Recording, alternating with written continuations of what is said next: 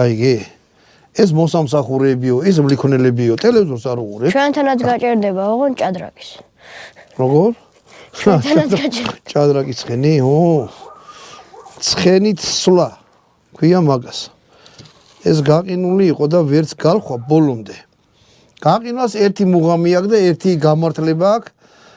როგორც მე რერაში ამიხსნეს, რომ როცა იყინება ძალიან დაბალ ტემპერატურებზე, შიგ ყველაფერი კვდება, ანუ იქ რაც ბაქტერიები და ჯადოები არ არის.